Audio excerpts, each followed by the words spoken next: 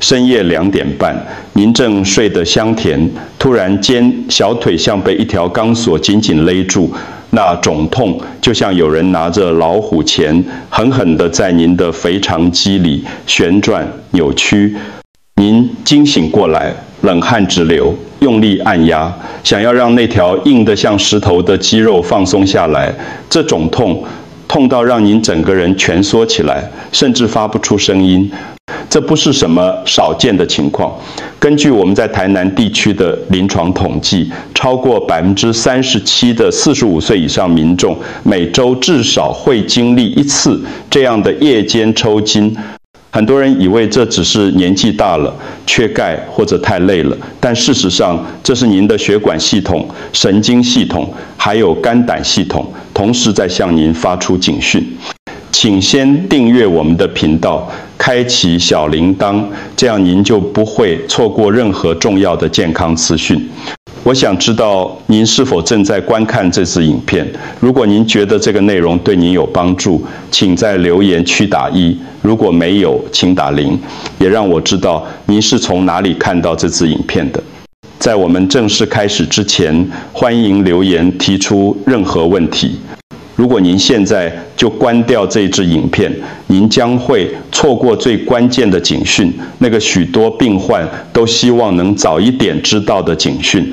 我在门诊见过太多案例，他们都说，如果我早点知道，也许就不会走到需要住院的地步。让我告诉您一个更令人震惊的数据，在我接诊的台南地区病患中，超过60%出现反复性抽筋的人，最后检查出来都有肝脏或循环系统的问题，不是缺钙，不是运动伤害，而是身体内部的交通系统出现了严重堵塞。您的小腿肌肉距离心脏最远，血液要流到那里再回来，就像是在半夜走一趟中山高速公路，如果路上有塞车、有施工、有障碍物，整个系统就会开始出问题。而抽筋就是您身体发出的第一个求救信号，这个信号如果被忽视，接下来可能是静脉曲张、水肿，甚至更严重的心血管问题。我行医38年，看过无数个案例，有些人只是轻微的电解质失衡，调整一下就好了。但也有些人抽筋只是冰山的一角，底下藏住的是长期被忽略的慢性疾病。今天这支影片，我会用最简单的方式带您看清楚这7个真正的原因，还有如何在10秒钟之内停止那个让您痛不欲生的抽筋。我要直接告诉您一个颠覆性的事实，大多数的夜间抽筋不是缺钙，而是身体在求救。让我用一个比喻来说明，您的血管系统就像是深夜的高速公路，血液就像是车流。如果有一段路塞车了，后面的车子全部都会受到影响，讯号会混乱，整个交通会瘫痪，您的肌肉抽筋就是这个瘫痪的表现。我要先破除3个最常见的错误观念。第一个错误，喝牛奶就能解决抽筋。很多人一抽筋就拼命喝牛奶，以为补钙就没事了。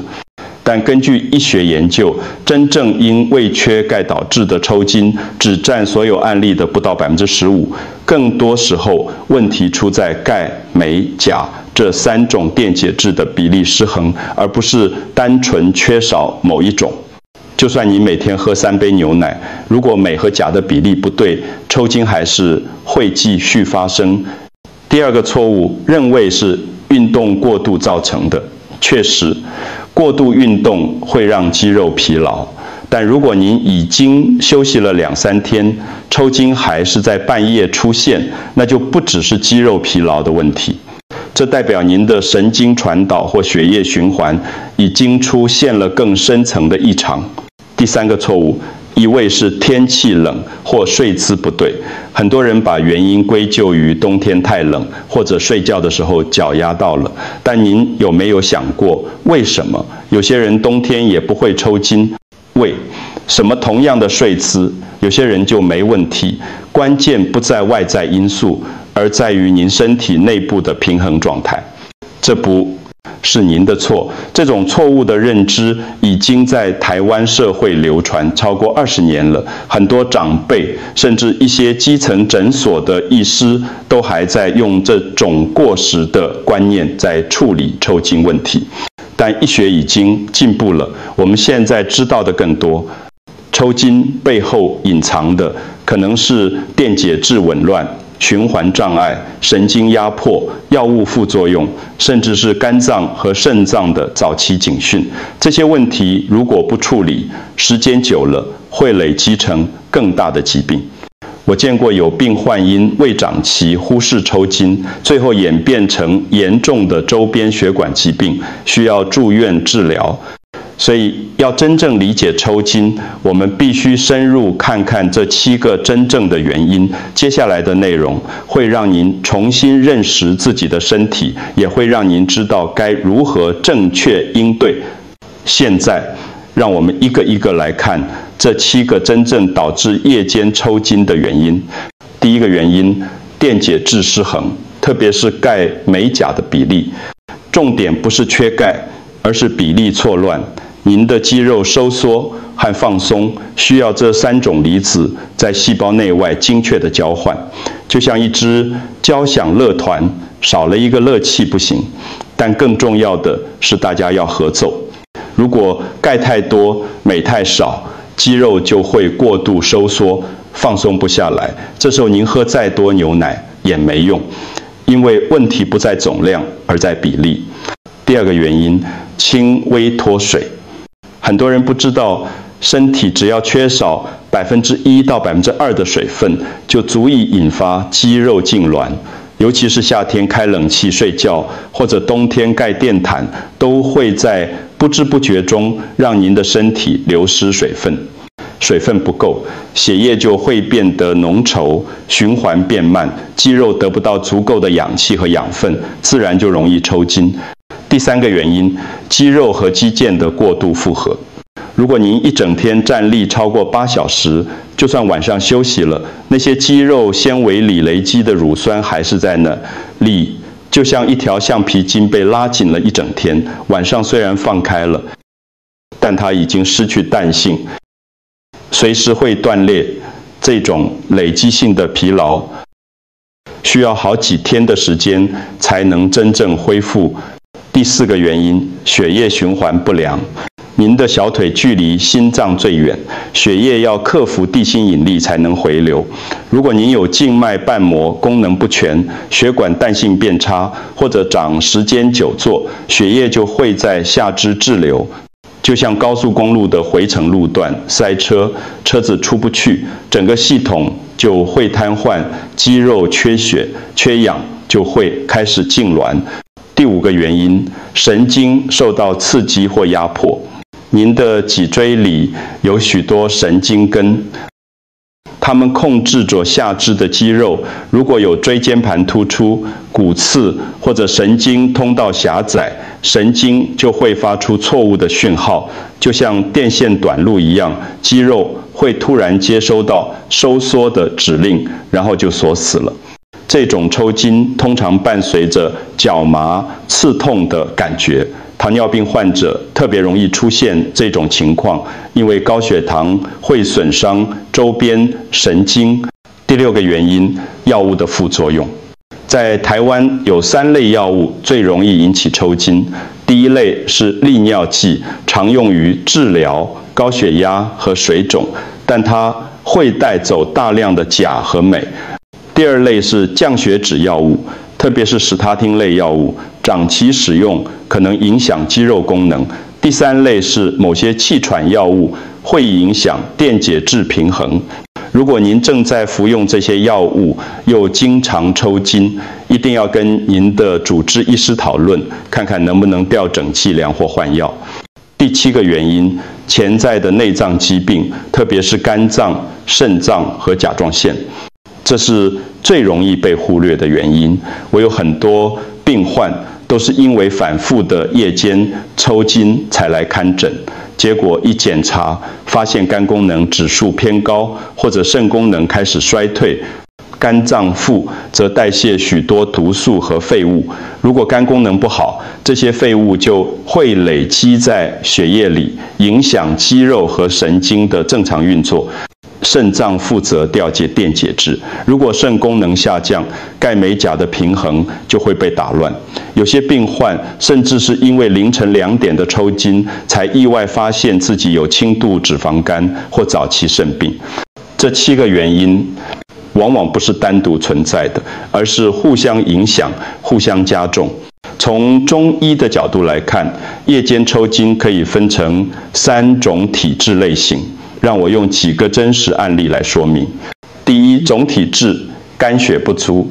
去年有一位住在台中太平区的陈女士来找我，她56岁，是个家庭主妇，每天忙着照顾孙子、做家事。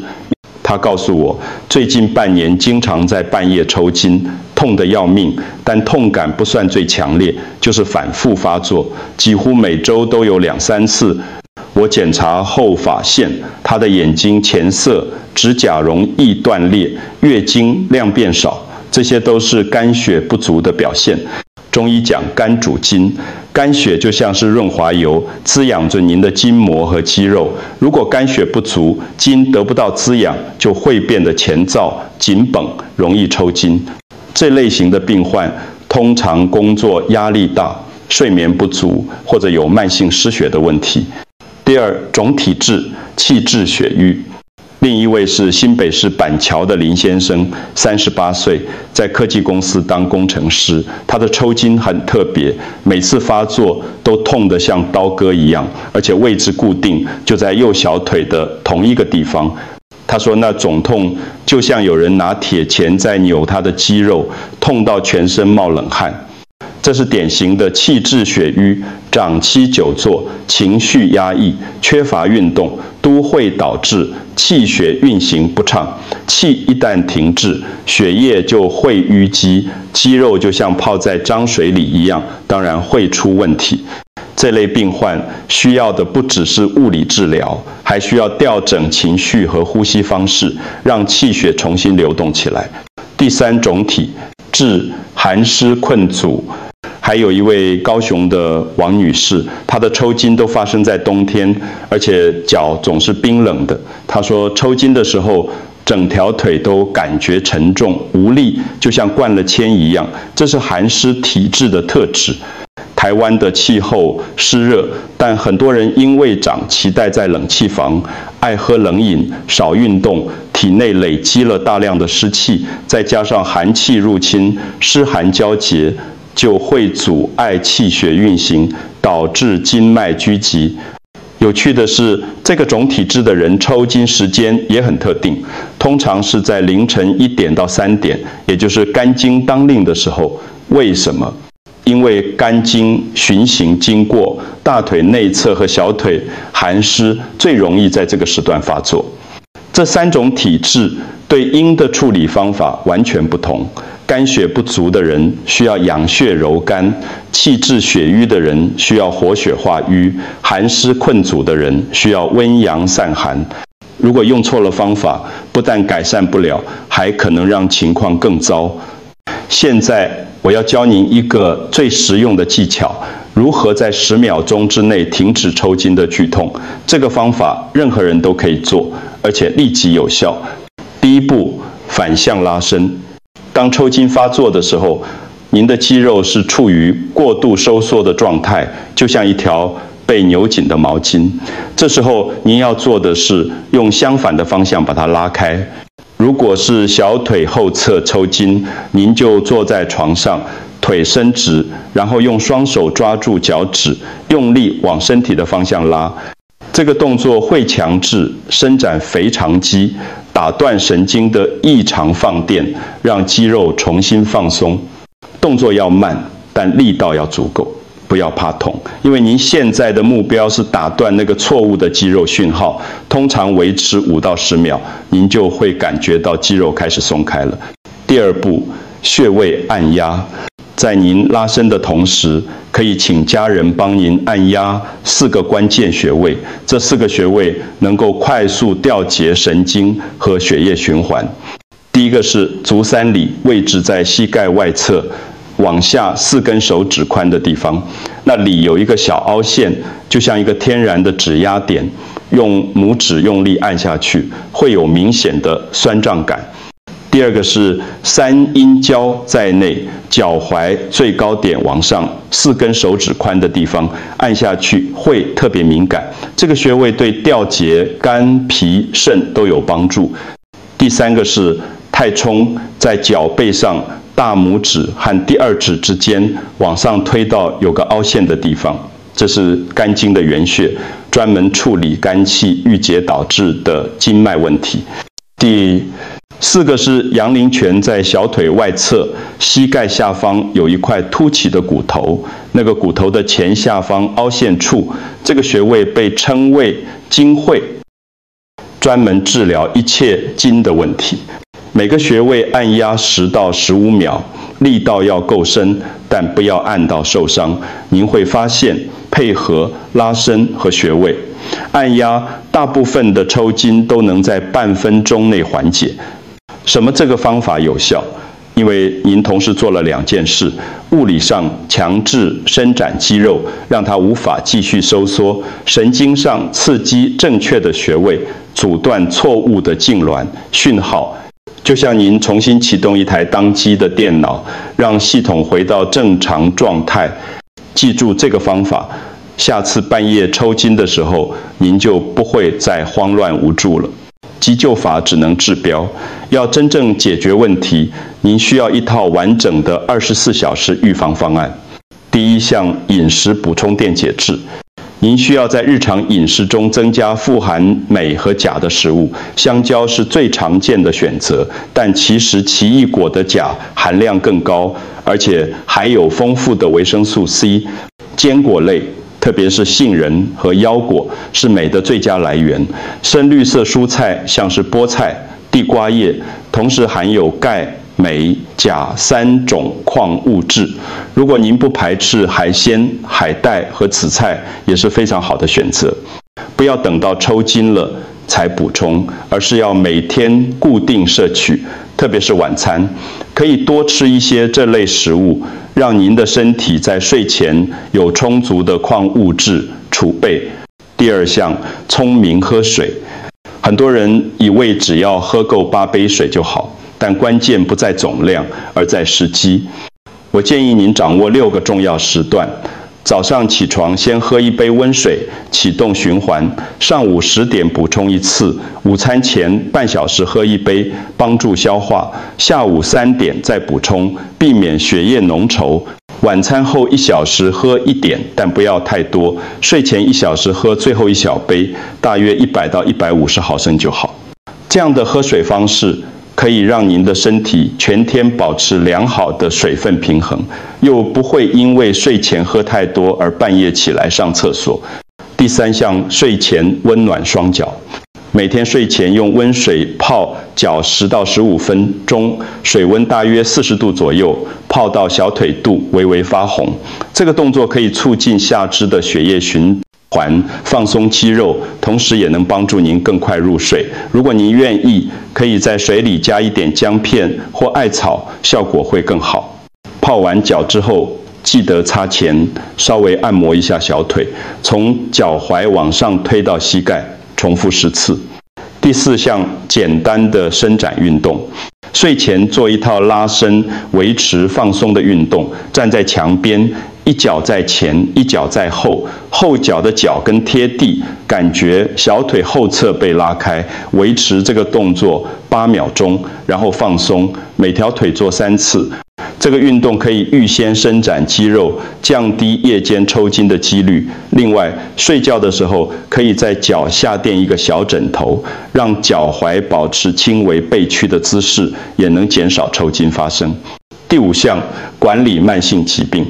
如果您有高血压、糖尿病或者肝肾功能异常，一定要定期追踪。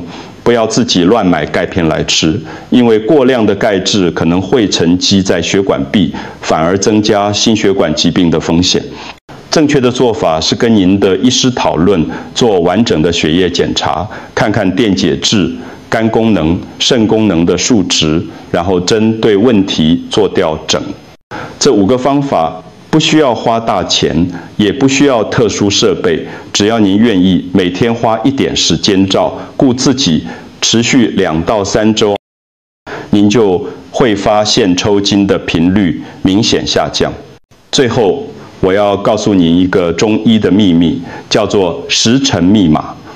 如果您的抽筋经常发生在晚上11点到凌晨3点之间，那几乎可以确定您的肝胆系统正在向您发出警讯。为什么是这个时段？因为根据中医的子午流注理论，每个时辰都有特定的经络当值。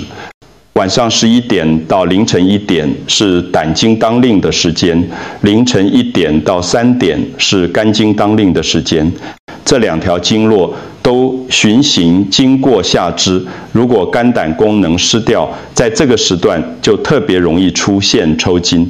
肝脏就像是您身体的化工厂，每天要处理数千种化学反应。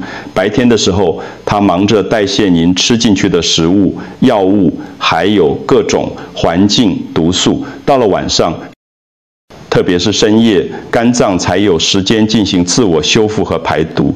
如果您的肝脏长期过劳，累积太多脂肪或毒素，它在修复的时候就会出现卡顿。这种卡顿会反映在肝经循行的部位，也就是您的下肢。我有一位病患，45岁的张先生，在台北做业务工作，他每天应酬喝酒，经常加班到深夜。他来找我的时候说，最近3个月，几乎每周都会在凌晨2点左右抽筋、痛醒好几次。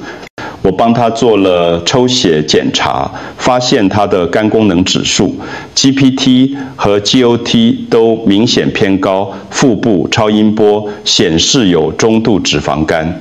我告诉他，您的抽筋不是偶然的，是您的肝脏在求救。他已经超负荷工作太久了，现在连修复自己的力气都不够。